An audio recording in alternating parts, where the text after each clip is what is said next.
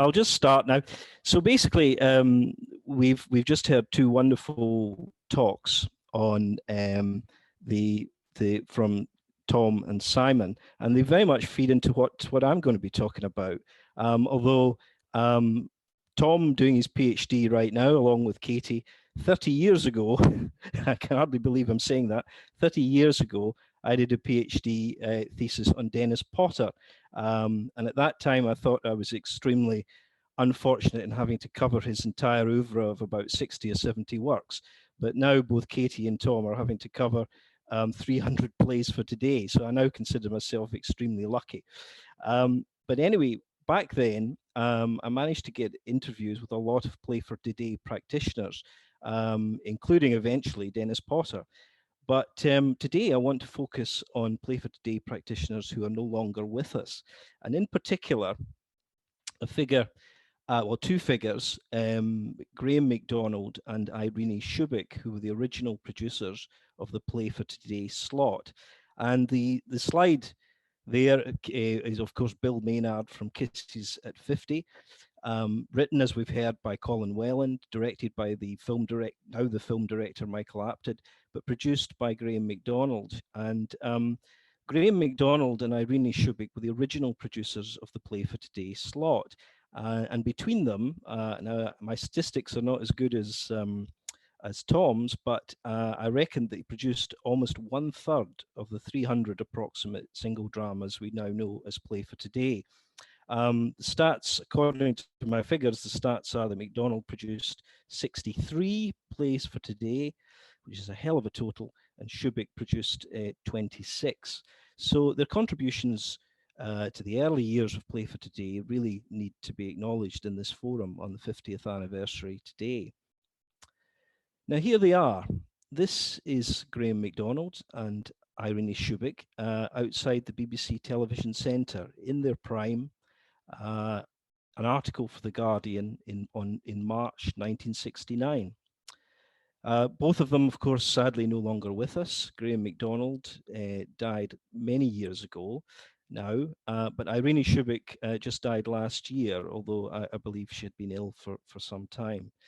And if you look at the print here in the Guardian article, this is from March 1969, called Plays for the Millions, written by Terry Coleman.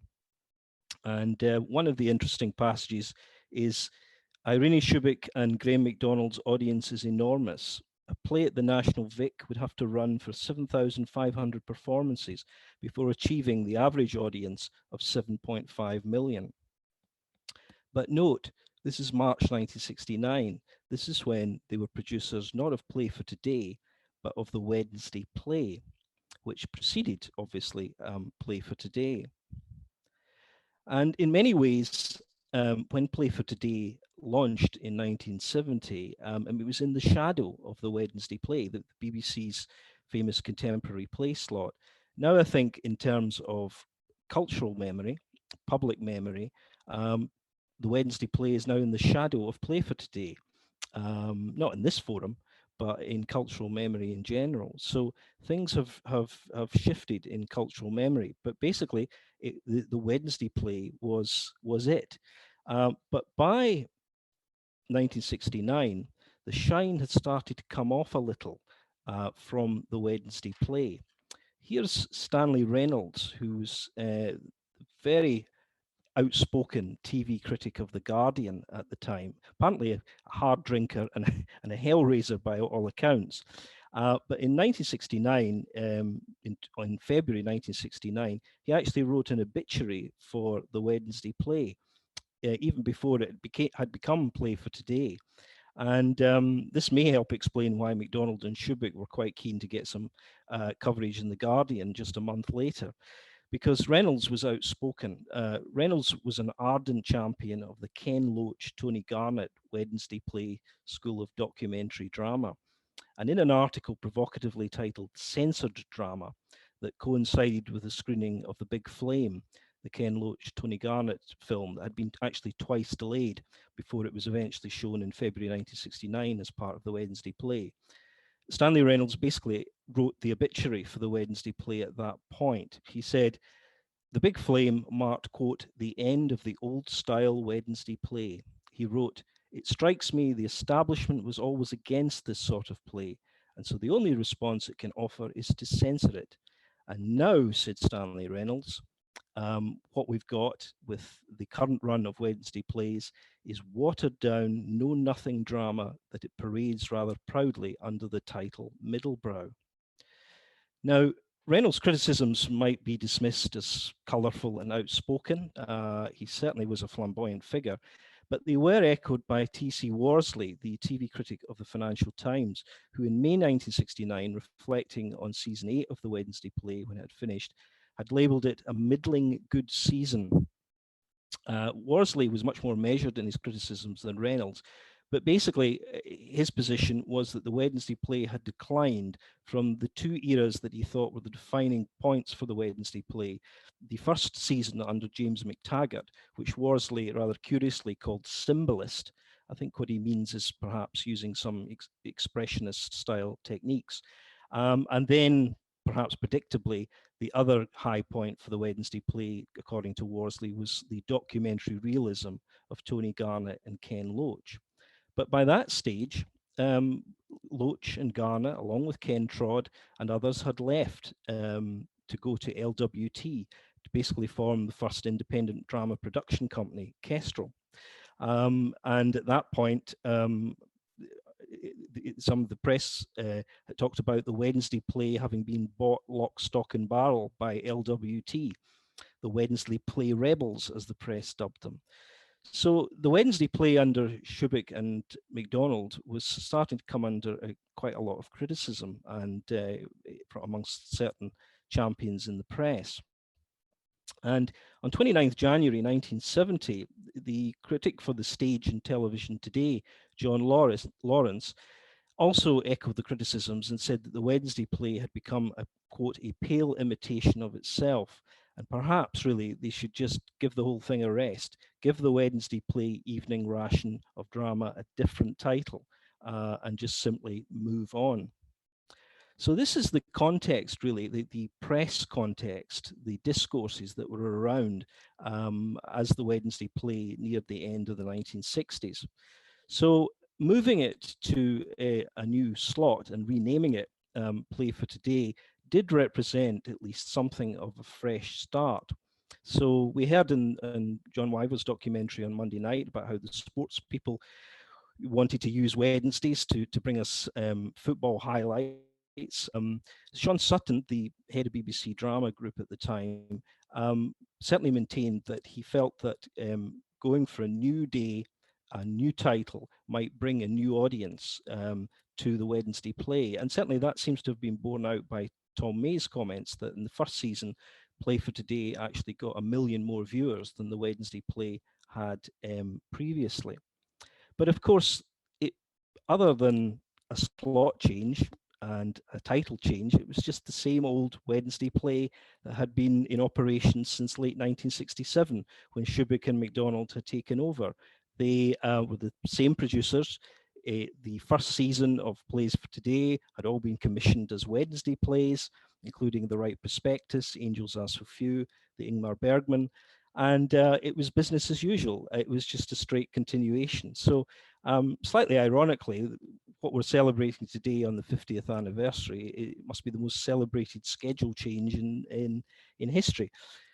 But anyway, Irene Shubik, who was the producer of Play for Today in its first years, she stuck with the Play for Today until 1973, when she got a bit tired of producing plays and moved on to produce actually the Wessex Tales. But she essentially was a producer who had come through from the Sidney Newman era of television history and had actually worked as a story editor for Sidney Newman before becoming a producer at the BBC of Out of the Unknown, the science fiction series. Now, Irene Shubik, I can't claim to have interviewed her for my PhD. Instead, I met her many years later, or several years later, in 1998, when after I heard her speak at a conference I got her in to speak to my students at De Montfort University, where I was lecturing at the time. And she mentioned, in fact, that her famous book that quite a lot of you will be aware of, Play for Today, The Evolution of Television Drama, which had been written and published in 1975. She had actually written a new version of it, a second edition, but she couldn't find a publisher for it. And I used the book a lot in terms of my students for teaching. And so I suggested actually to Manchester University Press that they might want to issue it as a new edition, particularly because Irene had written new chapters for it. So that's actually how the book came to be published. Matthew Frost, the commissioning editor of Manchester University Press, agreed and brought out a new publication. So Matthew Frost needs to be celebrated today as well for his contribution to publishing TV drama history over the last 20 or so years. But one thing that Irene Shubik did mention to me at the time when we spoke was that in some ways she was a little bit jealous of the work that Graham McDonald, her producing partner, if you like, on Play for Today was doing, and his particular relationships with writers such as Potter, David Mercer, and also Jack Rosenthal. So perhaps a slight feeling of maybe a boys' club that she felt at least slightly excluded from. But there's no question that Graham McDonald was a very successful drama producer of the time. He was very quickly promoted to become producer of the Wednesday Play. He had just joined the BBC in 1966 and had run 30-minute theatre for a short period before being promoted as co-producer of the Wednesday Play. And in the Play for Today era, he continued to produce plays till about 1976 when he left the BBC briefly. But if we look at the number of BAFTA awards that were awarded to Plays for Today in the 70s, there were actually 6 BAFTAs awarded to Plays for Today for Best Single Drama, and 4 of them were plays produced by McDonald. Not only Kisses at 50 that we've mentioned, but Stalker's Copper, Bar Mitzvah Boy, and Spend, Spend, Spend, plus a couple of acting BAFTAs as well for plays that McDonald had produced, including John Le Mesurier in Traitor. And as stated earlier, McDonald produced 63 plays for Today in total. That's more than a fifth of the total output under the life of the slot. Now, I've come across, I'll speak shortly about my interview with McDonald, but I've come across kind of mixed comments about McDonald. I mean, Stephen Gilbert, Stephen Gilbert, who's somewhat waspish commentator on this era, described McDonald as very detached and very aloof and really a bit of a cold fish. But perhaps the key to all this and to McDonald lies in Derek Granger's obituary of McDonald when he died in 1997, because Granger wrote the following: if McDonald's rivals and sometimes his friends may have been in awe of McDonald's seemingly effortless rise in a bumpy profession, its cause, Granger wrote, was not hard to find. It was McDonald's elegant and civilized approach, backed up by a natural bent for orderly administration, that made him ideal for the role of a BBC producer from the 1960s to the 1980s. And certainly Alan Bridges, one of the great studio directors of this era, who I also talked to for my project, and who worked on those marvelous David Mercer plays, the Kelvin trilogy, called McDonald a marvelous producer. So he was clearly a very efficient, very orderly producer. He later got promoted into BBC management. He was head of serials from 1977 to 81. Then he took over the drama group on Sean Sutton's retirement in 1981, before eventually becoming controller of BBC Two between 1983 and 1987. In fact, combining in the first 2 years that role with head of drama group until I think Jonathan Powell took over in 1985. So, a man who rose without trace, if you like. Now, when I interviewed McDonald in March 1990, by that stage, McDonald had left the BBC and was chief executive of Anglia Films, between 1988 and 1993. And I remember sitting with MacDonald, talking to him about his years on Wednesday Play and Play for Today. And he was sitting, we were sitting around this big shiny desk in his very plush office, right in the heart of Leicester Square. I remember we could look over and see the Odeon, Leicester Square. That was, I even remember the film that was being played. It was Born on the 4th of July. And I just thought to myself, this guy's in a really expensive sinecure. That's basically what this is. Very expensive, huge big offices. And this was the period, you see, when riding on the coattails of Channel 4's success with Film on 4, the television companies, ITV companies, were really investing heavily in film production.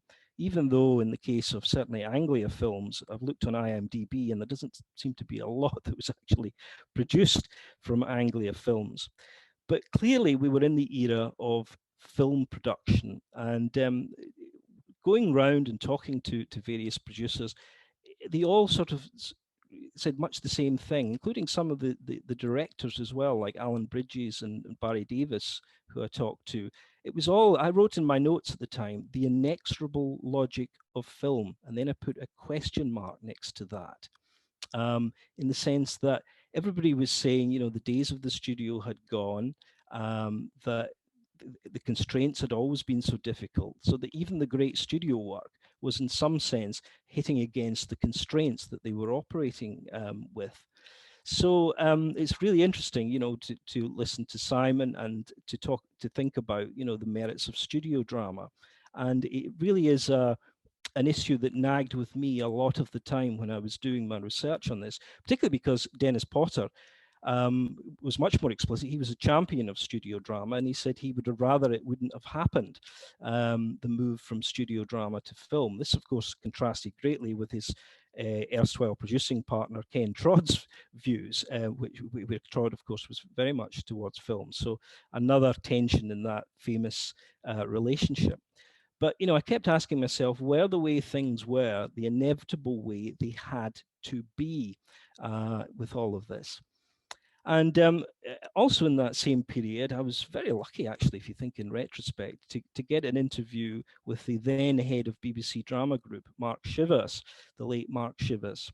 And I look at my notes, and he gave me an hour and a half in the middle of a busy day in March 1990, where I could just waltz in my jeans and t-shirt or whatever I was as a student in those days, and just talk to him about the drama department. And it was clear that the days of the old plays department had gone. In fact, the plays department by that stage had been renamed. Mark Shivers was now running it personally as the Films and Original Drama Department. And some of the remnants of play production, such as screenplay and theatre night, as it was called at that time, was bizarrely being overseen by series and serials. So in the end, ultimately, Mark Shivers had changed the name from the plays department because he said, quote, simply, we make more films than plays. And as a result, he gave me a rundown at that time of the number of films that they were making. And it was going to be up to the plan was up to 20 single films made per year, most on 16 millimeter, but with maybe a planned 6 on more expensive 35 millimeter. That was the plan anyway. Now compare this with the Sean Sutton era, the play factory, if you like, of the mid 1970s, when across BBC Drama as a whole, there was, according to trade papers I've read at the time, there was about 500 productions a year, with the aim to have a play, series, or serial on BBC every night of the week, and 5 different play slots, not just Play for Today, but Play of the Month, Second City Firsts, Playhouse, and Centre Play. These were the slots, the sort of high period, if you like, of play production. So a huge change. You might say the drama department had become leaner, meaner, more efficient, but in some ways also more shrunken. And just a few months after I spoke to Shivers, on 18th June 1990, in fact, the BBC set up its separate film arm, BBC Films, which continues to this day, co-producing around 8 films a year, working in partnership with UK and international film distributors.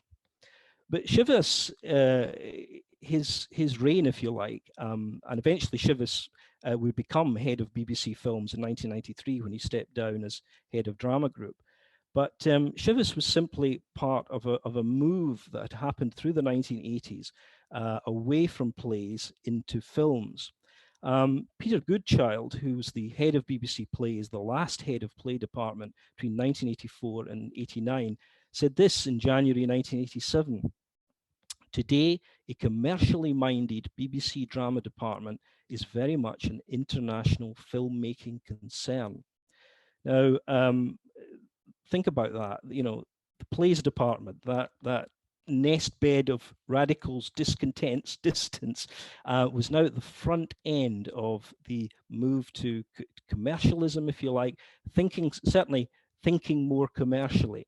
In some sense, the plays department perhaps in the front line, if you like, of Thatcherization, of thinking more entrepreneurially in the 1980s.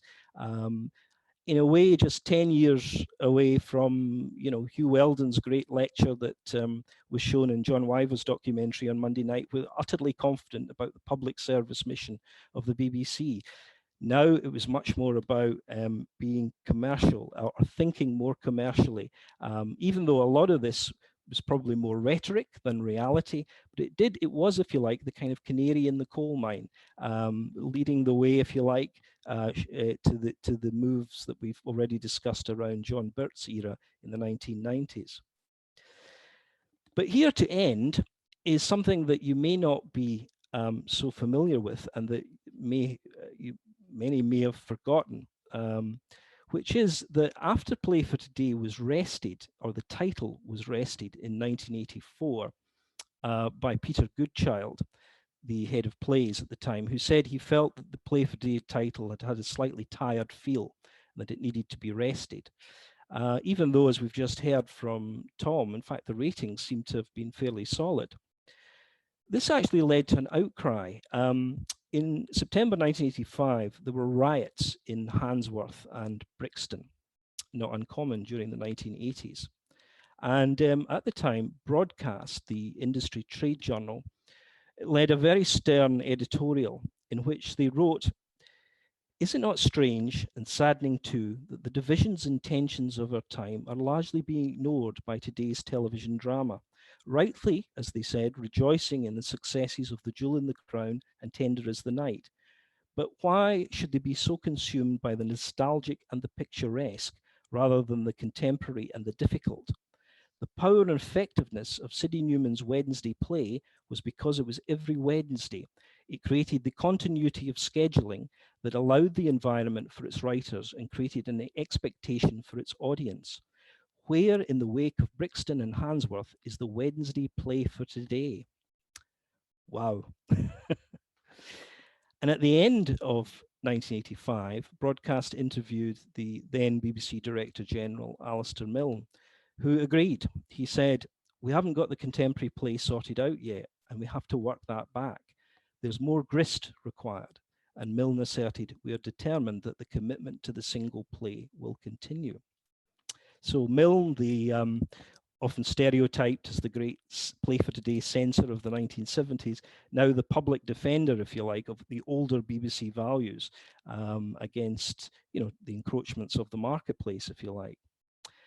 And what's largely forgotten is that in 1986, the return of Play for Today was announced by Peter Goodchild, again covered by Broadcast. And Goodchild said, "Yep, we're going to bring back Play for Today. I'm in discussion with controller Michael Grade, the controller of BBC One. We're still looking for producer, but all will be shot on video and they will air on Tuesday night in a 21:30 or 2200 slot." In other words, the old Play for Today slot. So what happened? Well, what eventually did happen and how it all morphed was it eventually became the Play on One, which, at least by my reckoning, is the last gasp of a badged play slot title and on primetime BBC One. I mean, there still is a single plays being shown on daytime, Moving On, for example, is a recent manifestation. But primetime BBC One play slot, it was the Play on One. And this was launched in 1988 and ran for 4 seasons. But interestingly, it was led by BBC Scotland, with contributions from the other nations and regions, most notably Pebble Mill at Birmingham, and actually BBC Wales as well. And this is, if you like, the last gasp of the play slot. And of course, the nations and regions had benefited greatly from representation through Play for Today.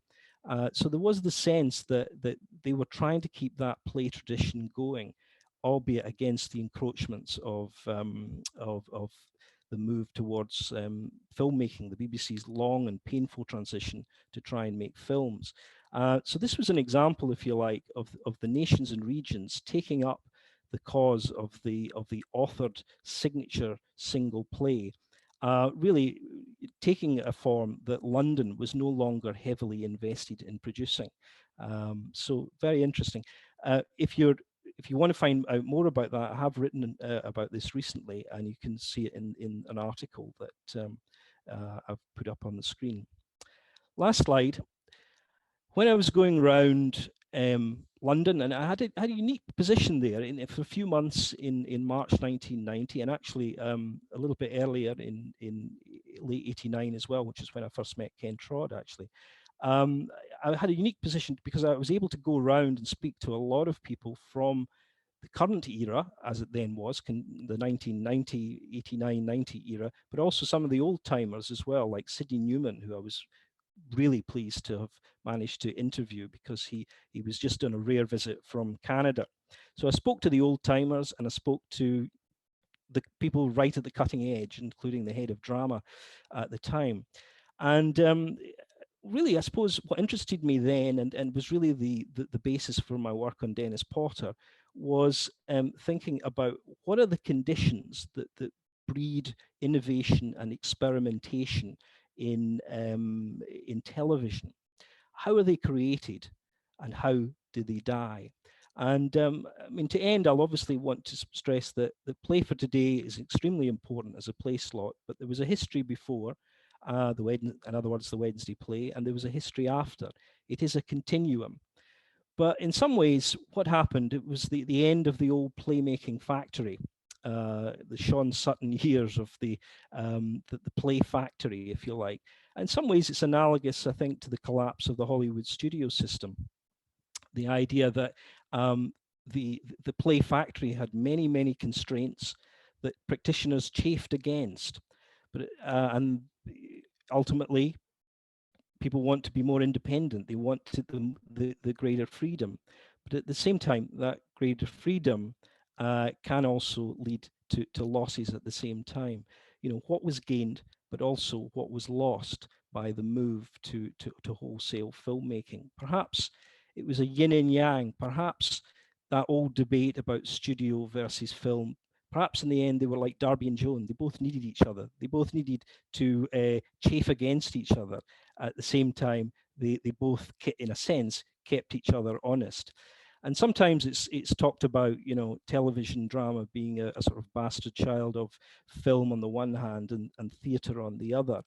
But I would say what I grew up watching and certainly admiring when I came to study this in more depth was that television drama was of itself. It was not movies, it was not theatre, it was its own special space unique to itself.